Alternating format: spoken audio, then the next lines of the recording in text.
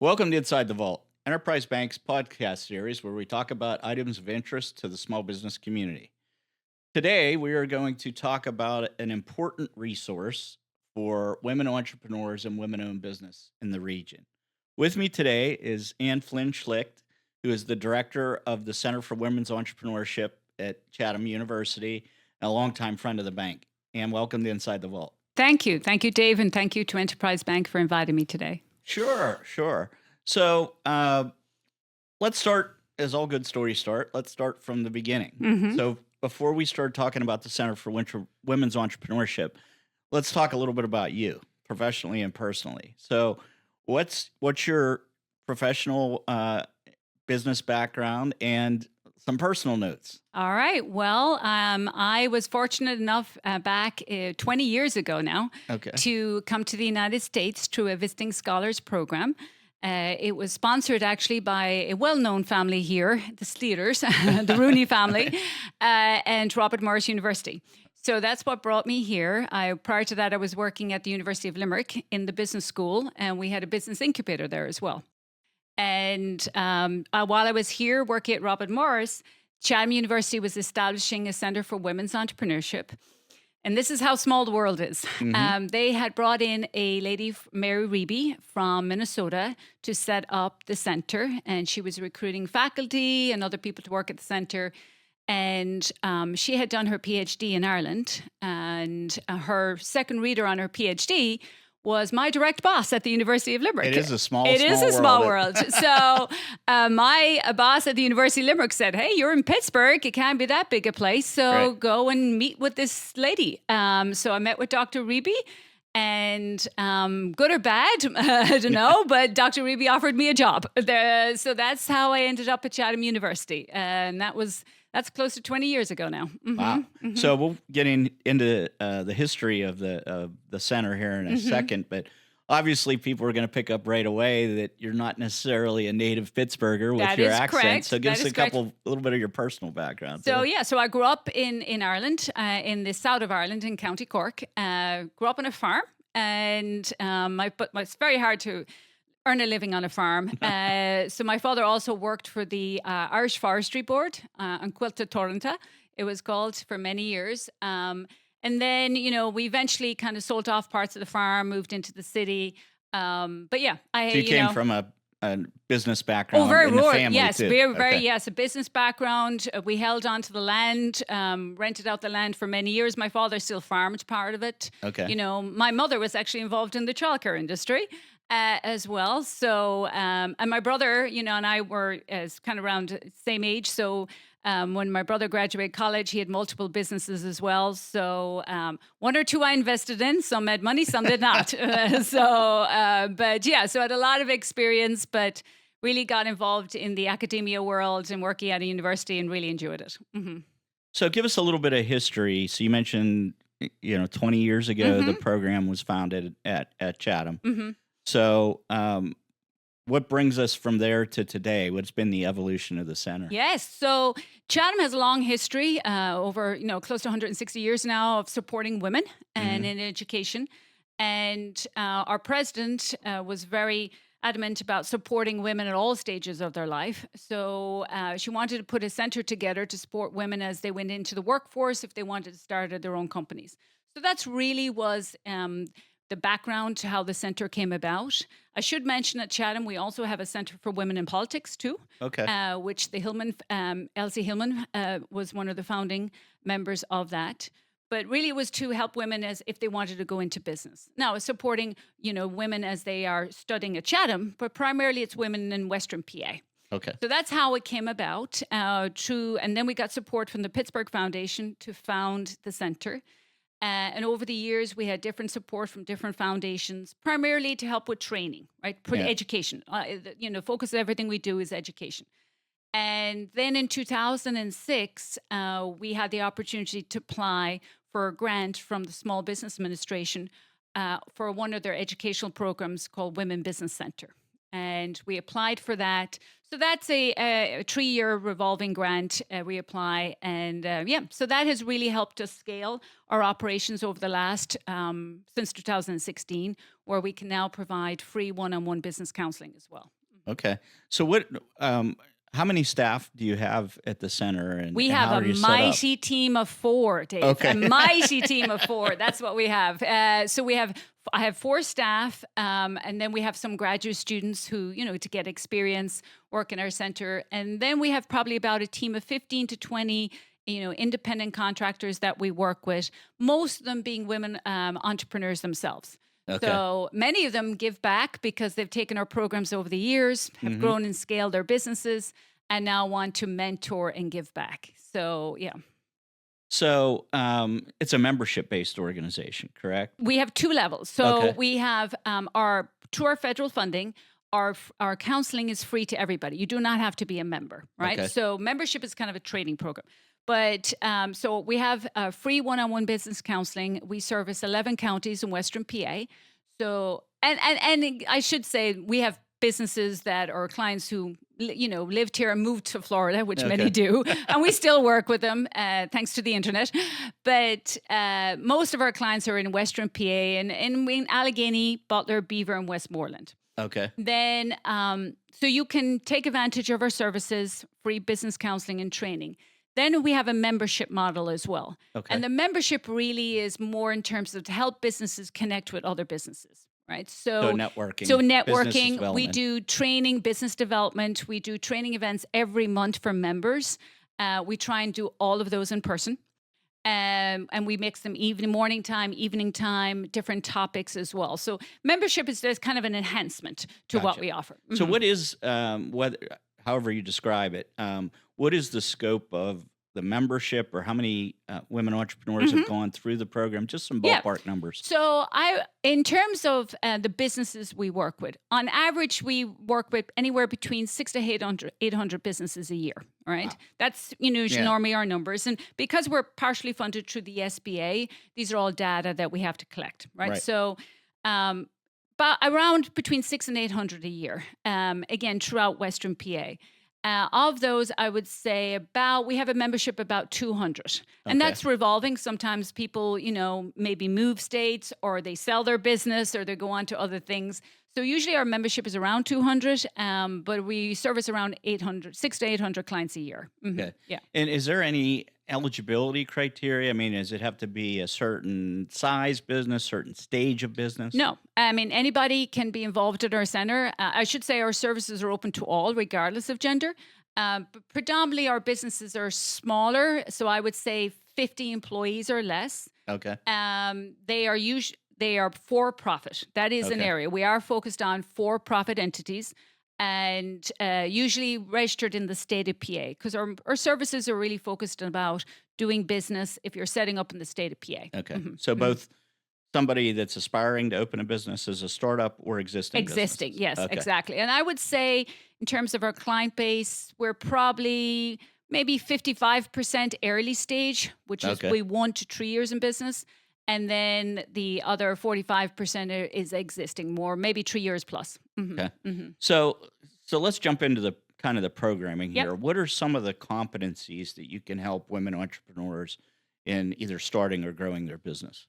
So so for starting out, a lot of it's not knowing what you don't know. Right. So it's kind of, we go through the steps of, what type of business do you want to start, how you legally go and register. So we do a lot of work on compliance. Okay. Every industry has compliance, but in terms of just, the standard of registering your business, make sure you're following the regulations that are there. So getting the business legally registered, getting their documentation in place, also making sure they understand the process. Yes, they can hire an attorney, but it's important they understand what they're doing, right? So that's the first area. The other area then is in terms of they need funding. And this is where your enterprise bank and other lenders come into place. Majority of the businesses we work with would, if they're looking to launch and grow, they are primarily focused on debt financing. We have a few that have investors, but most of them are debt financing. So again, helping them understand, what does that process look like? We'd have people, I don't know why they're asking me for all this information, and why do they need all this documents? Story of my life. Yes. So I would say we're often the clearinghouse, to give them reassurance that this is, legit, this is normal, this is not just you, this is not personal, this is what, these lenders will ask you. So that's another area we do. We do a lot as well in feasibility, and try and help them understand and put business plans and projections together. Going from an employee to owning your own business or being an employer is a very different process. And is this a product or service that has a viable market? How are you going to price your product? All those areas. So we do that through counseling. And then we also do it through training programs as well. Okay. So you have some signature kind of training programs or curriculums for your clients that you work with. Can you talk a little bit about that? Yeah. So for the early stage business owners, we do a program called Concept to Launch. It's a 6-week program, and it's for anybody who's from 0 stages in business to maybe 2 or 3. So maybe you're doing it part-time. And it's really taking them from what a concept is to how you launch it, going through all those compliance and legal process, putting your market research together, putting your business plan together, finding out, do you sell this online? Are you selling it, in a store? Whatever it may be. How you put a pitch deck together, pricing of your products. So that's one of our signature programs. I will say one of the, if someone has been in an industry for a while and they're like, oh, I can just start a business in this industry. And, everybody says, well, I have no competition. That's the thing we hear all the time. And you might hear that as well. So it's really it's so important that you do your research. And we are coming from an educational organization. So we kind of reiterate that. Do more research. Let's investigate this. Because research gives you potential. It opens up opportunities that you may not have known before. Obviously, one of the huge benefits of being associated with a university. Yes. Because you have access to access to data and information. You're correct. So we have access to census data, but also, market research data. We use a portal called Vertical IQ, which is amazing. Which we use at the bank which, industry by the way, was founded by a woman. Yes. Yes. So, and so that's market research data. It goes into, you can go locally, Allegheny County, you can go state, you can go national. But that gives me what's benchmarking, understanding what the market margins are in your industry.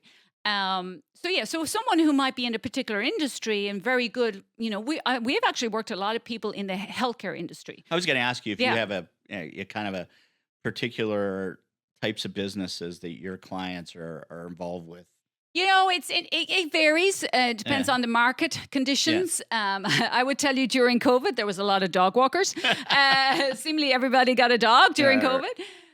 But we have everything from services, from Main Street businesses and services to professional services, people who might want to open their law firm or their own bookkeeping or accounting firm or consulting firm. And then we have people who are making products as well, whether that's textiles or candles or, all different products.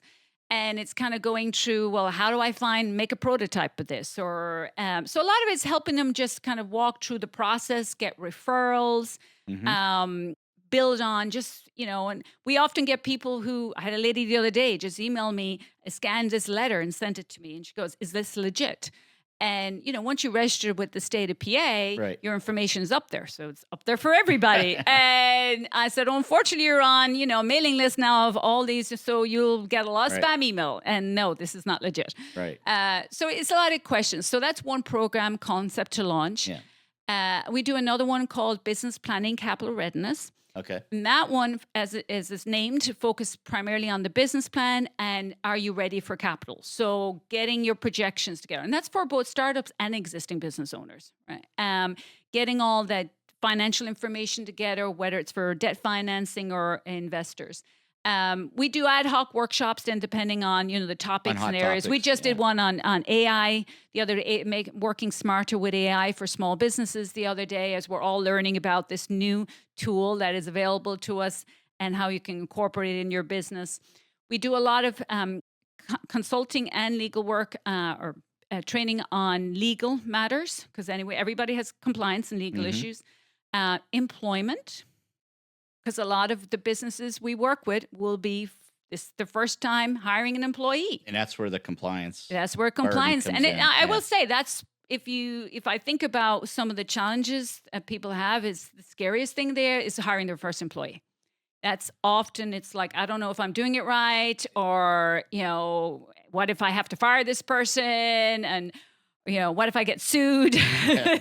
So we talk about, why it's important to have insurance and what types of insurance that you need, and depending on your industry. So lots of in HR, legal, accounting, kind of the main areas. Obviously marketing, if you're selling online, having a dynamic website, e-commerce website, again, protecting yourself, and having that insurance, and working with your banker, if you're selling online. So they're all the main areas. Now, do you have a relatively small staff? You have partnerships, I'm assuming, with other professionals and other organizations that we do. So we have lots of community partnerships and corporate partners, both from helping us get the message out on what we're offering, but also referring clients. And Enterprise Bank has been great to us, referring clients over the years. You may come across a business that might need help in order to get projections put together for their loan. But we also work with Allegheny County, with the city, with the URA, with the SBA resources as well. But I would say our biggest referral and biggest partner is our clients. Yeah, I mean, we do spend nothing on marketing. So I don't have a budget for it. So well, that's good. You're doing something right if you're getting... it is our clients, Dave, who refer businesses, and, I get a call, my neighbor's sister, took a program at your center. I want to take that program. So usually it's referrals, and over the years you build a reputation, and thankfully ours, has grown, that we can provide quality training programs and provide counseling to business owners as well. So it's, lots of great partners in the community.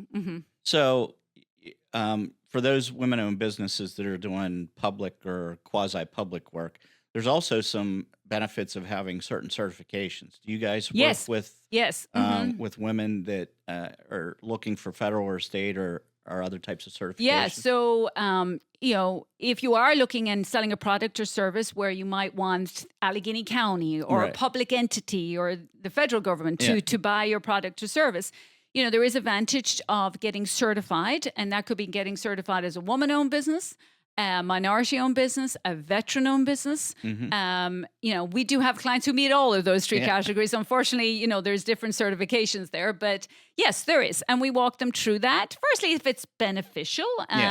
Some of them are free, and some of them there's a fee for them. So we walk them through it. Unfortunately, it comes back to compliance again, and there's a lot of paperwork that they need to have, show their operating agreement. And obviously, if you follow the politics these days, they're whether it's federal or state or local, there's a big focus on transparency and ensuring that these certifications are valid. Correct. And they are who they say they are. They're doing what they say they do, So I often say, they give me material and I look at it and I'm like, oh, so if I ring that number, is it you that's going to answer it? Do you sign off on invoices? Do you sign off on checks? If you're a landscaper, do you actually go out to people's houses and look at what you're doing? So do you do what you say you do? And so we kind of walk them through the process there as well. Yeah. Okay. And then you do have a specific industry niche focused program around childcare, right? Yes, we do. So this came around just around COVID time. When was that? 2020, 21. We actually, it was the city of Pittsburgh that approached us, and they had obviously a lot of home childcare providers, but also centers. When the state put a restriction on them that they could only be at 50% capacity, unfortunately, a lot of them went out of business with that. So they said to us, well, would you put a training program together to really help more people get into this industry? Because there is a lot of compliance. So we worked on that. And since the fall of 2021, we've been offering a program called the Business of Childcare. And that's what it is. It's a business. So we're trying to work with these providers, again, who are really mission driven and great. And what they want to do is take care of our most precious things on earth, our kids. But they have to view it as a business. And so working with them to make sure they're in compliance with the state, but also with their local community or wherever they're located. And then making sure that they are offering a quality service, but also getting paid and being able to support themselves and their employees. So it's called the Business of Childcare.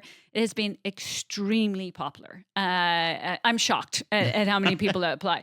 I'm also shocked that, I often taught food businesses were, a highly regulated industry. Nothing compared to childcare. But yeah, so we've had people who've gone through that program. I think we're close to about 200 people right now. And I would say about 20 to 25% have launched. It is a long process because you have to find a building that meets the requirements. Or if you're doing it in your home, you still have to have your home meet the requirements. And throughout Allegheny, but also we've had people open in Butler County, in Beaver County, and Westmoreland County, their childcare businesses. Yeah, so it is an area. Food is another area we do a lot of work on as well. We are fortunate at Chatham to have a whole center that focuses on food and agriculture. It's called Craft, and it focuses on food and agriculture and the whole transportation of food from the ground into the retail stores. So we've worked a lot with their academics there to do training programs on food, and often it's taking people who sell maybe have food trucks or sell. To get them maybe into restaurants or even with farmers to have added value products, right? And to get them out there. Mm-hmm. And you also do an annual conference too, right? Yes. Yeah. So we have all of them. That's been there since we started our Think Big conference. And it was really more in terms of motivational. The purpose was to have women to see, okay, look at these women who have grown and scaled their businesses.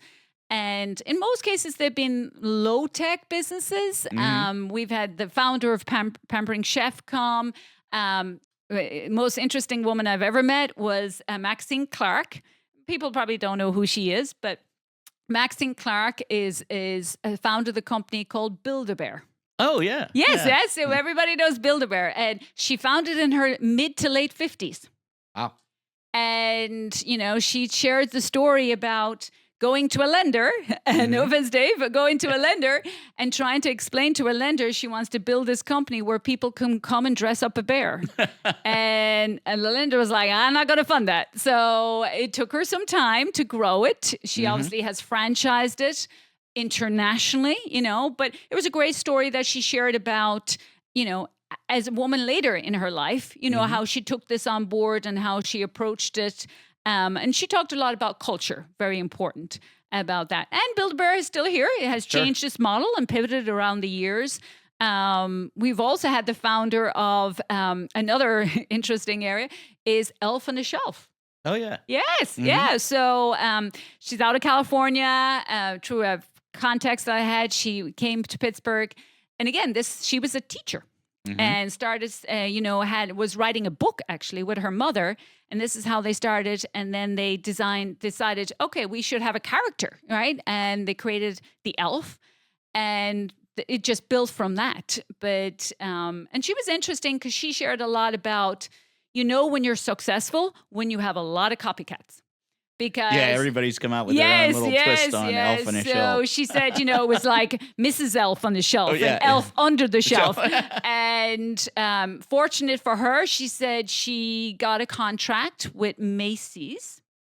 And actually it was through a certification. She got certified as a woman-owned business through WeBank and got a contract with Macy's as their exclusive distributor. And that money helped her then fight, these competing products coming in from overseas. And if you ever look at it now, or if anybody goes to the store and buys it, you'll see it's called the original Elf on a Shelf. But she said she took it as a compliment that all these copycat products came out. Yeah, so that is, and we kind of have pivoted that slightly, because during COVID, we didn't have large events. And we do a series now called The Voices of Business. So it's a quarterly series where we bring in the business owners, same thing, sharing their voices about, really about scaling their business. So we just talked about some of the accomplishments of some of your outside speakers that you bring in. What are some success stories you've had with your clients? You know, they can be small and big, right? Yeah. So there were some examples I gave you. Obviously, we've had a lot of success with some childcare businesses opening and scaling. One is, I'm looking here at a lady, Miss Works. She grew up in Pittsburgh in the Hilltop District, and they consolidated. Pittsburgh Public Schools consolidated over the years. So her and her husband wanted to reinvest in their community. So they purchased an old Pittsburgh school in Ellington and has converted it into a community hall and a childcare center. So it's a big old building that they're making use of it. We helped her with both the planning, but also the financing for that as well. So that's one example. We have, I'm looking here, we have another lady, Jay Serini. Jay is a good friend of mine. So Jay, was a nuclear engineer with Westinghouse for many, many, many years. And that what brought her to Pittsburgh. She grew up in India. And when she retired, she decided, I want to do something else. Yeah. But she loved cooking. So we helped her create a company called, it's called Popping Mustard Seeds. So if you ever eat Indian food, they use these mustard seeds that pop when you put them into a pan. So that's her name. We helped her with her branding and marketing. And she has a food business now where it's a subscription business, but she also teaches classes, throughout FIPS and different places as well. So two very different business. We also work a lot, like I said, with food businesses, getting them into, from a food trailer into restaurants as well. But yeah, there's many, many, many, many that we can think of. Yeah. Another lady, she owns a company called HRT Solutions. Jessica worked in the industry in HR for many years and then went out and launched her own company. She was probably one of the first graduates of our Concept to Launch childcare business, our Concept to Launch training program. And now Jessica has a, large HR company, recruits employees for large companies all over the world. So, and her company is completely virtual as well. And so very different concepts. So on the flip side of that, I mean, what do you see as the most common challenges that women-owned businesses have, either getting started or growing their businesses to the next level? I'm assuming, the family dynamic is an important part of what you guys, your clients are dealing with. Correct. Yeah. Often people go into entrepreneurship, and this isn't just women, but it's kind of two main things. You're either pushed into it or pulled into it. Women are often pushed into it. So they find themselves pushed into launching a business because they might have lost their job. Their company went overseas. We've had a lot of people who were furloughed and who now are looking to start businesses as consultants. Over the years, airlines, right? We had a lot of people who worked in the airlines. So they're kind of pushed into it, or maybe because of family needs, and they're often, but then there's some who are pulled into it as well, who are finding, what, I've got as far as I'm going to my profession. I like to do this. I'd like to do it myself, and maybe having a more flexible schedule. So there's push and pull factors that bring them to that stage in their life. And it's just then finding in terms of what their goals are. Can they generate enough income to support themselves and their family? And then if they're going to have employees, but it's really looking at where they are when they want to, is this a lifestyle business or is this something you want to exit and sell onto, whether it's onto your family or onto another buyer future out? I will say, because we're at a university, we do have, we work with all the universities around us, Pitt and CMU as well. We have a lot more creative businesses than ever before now. So if they, want to sell it, you have to set it up that way. Right. And so we work a lot on that.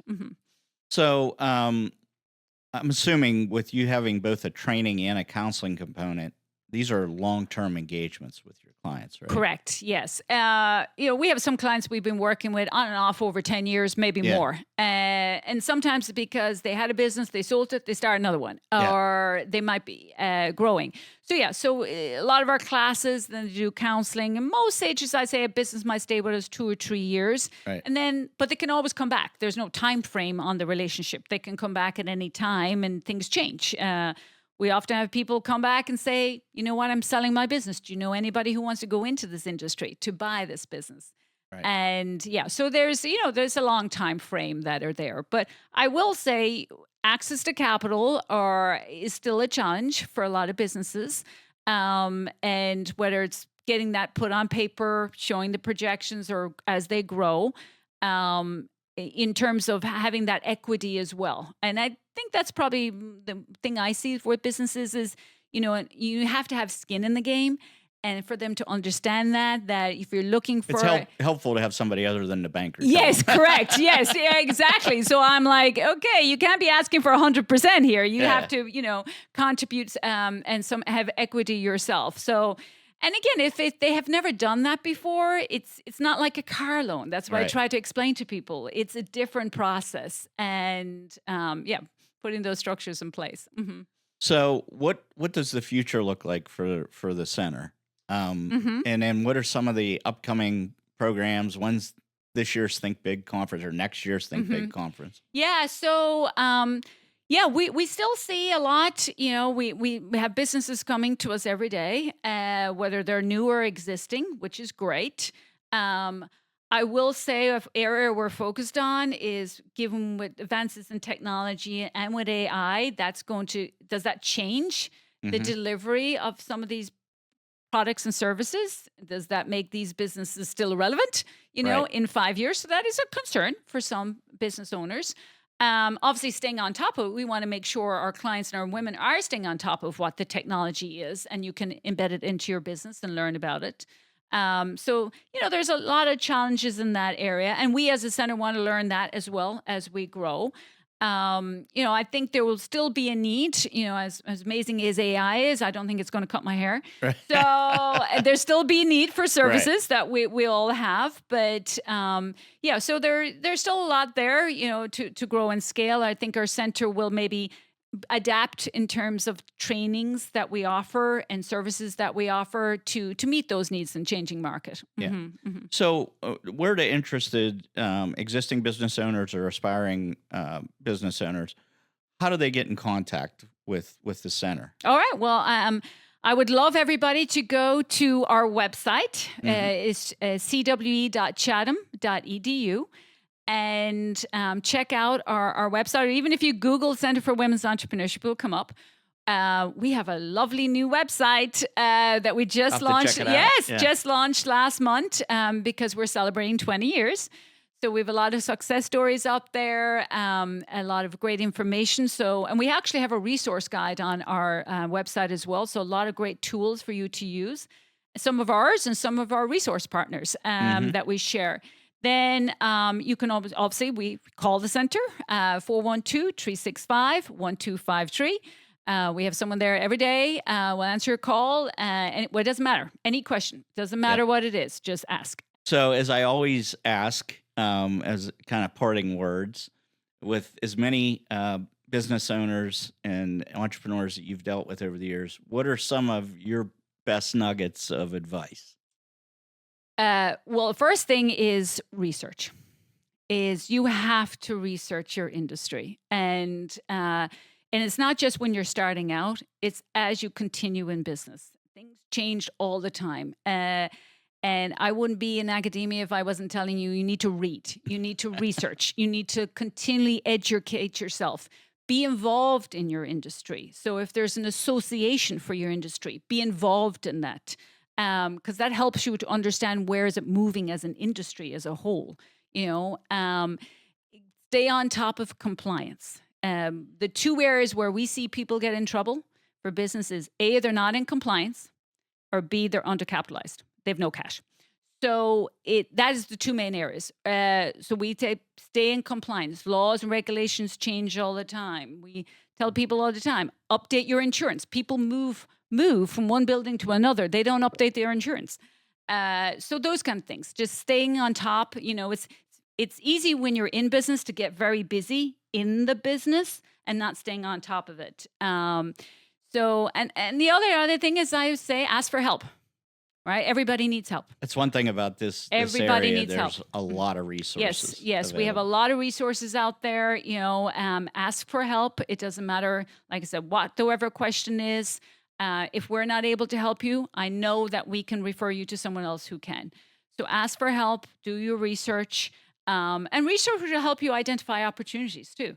It's not just, it'll open your eyes to other opportunities that are out there. Mm-hmm. Well, excellent advice. A great local resource and a great relationship that we've had with the bank as the sponsor of the program for many years.